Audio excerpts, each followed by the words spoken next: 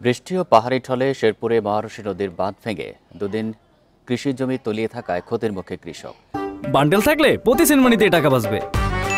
বিকাশ send money bundle কিনে জিতুন প্রতি লেনদেনে।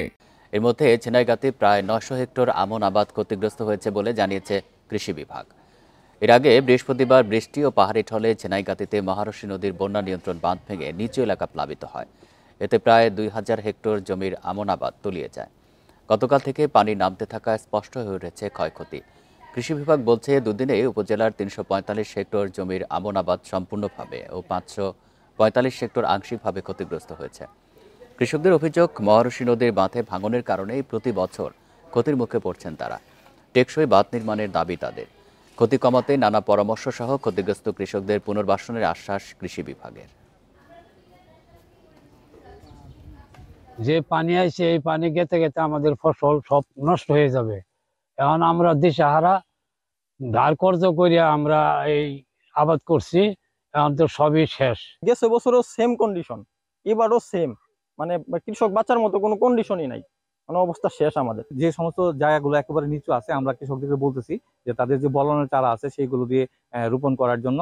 তারপরেও যদি কিছু জায়গা মানে ক্ষতিগ্রস্ত হয় সেই ক্ষেত্রে আমরা আমাদের দাপ্তরিক নিয়ম তাদেরকে আমরা পুনর্বাসনের জন্য আমরা আমাদের ঊর্ধ্বতন কর্তৃপক্ষের সাথে যোগাযোগ করবো। সেই ক্ষেত্রে আগাম সবজি চাষে তাদের এ নিয়ে আরো জানাতে শেরপুর থেকে যুক্ত হচ্ছেন সহকর্মী মিরাজ উদ্দিন। মিরাজ, আমনের আবাদ তো ব্যাপকভাবে ক্ষয়ক্ষতি হয়েছে, তো কৃষি বিভাগ থেকে এই ক্ষতি কাটাতে কি ধরনের পরামর্শ কৃষকদের দেওয়া হয়েছে?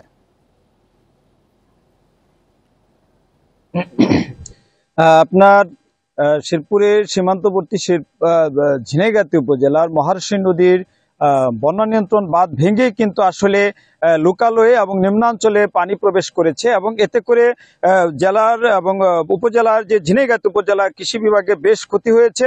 এবং আমরা কৃষি বিভাগের কর্মকর্তাদের সাথে কথা বলেছি, তারা যেটা জানিয়েছেন যে এই বন্যায় অন্ততপক্ষে কৃষি বিভাগে সবচেয়ে বেশি ক্ষতির মুখে পড়েছে। কারণ হলো যে আপনারা জানেন যে গত বছর ভয়াবহ বন্যায় শেরপুর জেলার ব্যাপক ক্ষতি হয় এবং ওই বছরও কিন্তু এই কৃষি খাতে সবচেয়ে বেশি ক্ষতির মুখে পড়ে শেরপুর জেলা। পাশাপাশি এবছরও কিন্তু আবার এই বন্যা নিয়ন্ত্রণ বা মহারশী বন্যা নিয়ন্ত্রণ বাঁধ ভেঙে আবারও লোকালয়ে পানি প্রবেশ করায় এবং নিম্নাঞ্চলে পানি প্রবেশ করায় এই আমন ধানের চারা বা আমন ধান তলিয়ে যায় এবং কৃষকরা ক্ষতির মুখে পড়ে। কৃষকদের কথা হচ্ছে যে তারা এতটাই গত বছরের যে ক্ষতি তারা এখন পর্যন্ত কাটিয়ে উঠতে পারে নাই।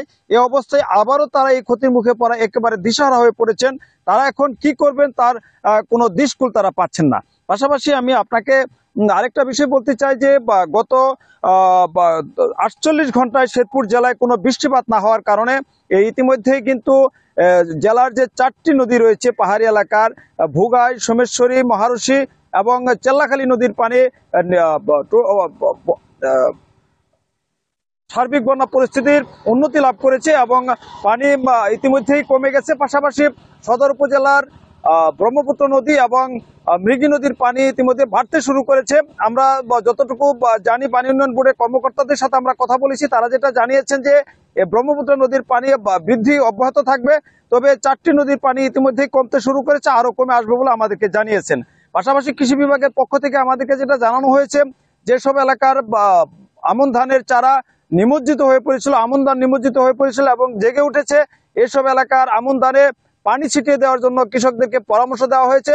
পাশাপাশি যে এলাকাগুলি ক্ষতি হচ্ছে এই এলাকার আমন ধানের চারার যে বলন পদ্ধতি আছে, এই পদ্ধতি অবলম্বনের মাধ্যমে যে চারাগুলো উৎপাদন করা হয়েছে এবং সেই চারা রোপণ করার জন্য তারা পরামর্শ দিচ্ছেন এবং এ ব্যাপারে প্রয়োজনীয় পদক্ষেপ গ্রহণ করছেন বলে আমাদেরকে জানিয়েছেন।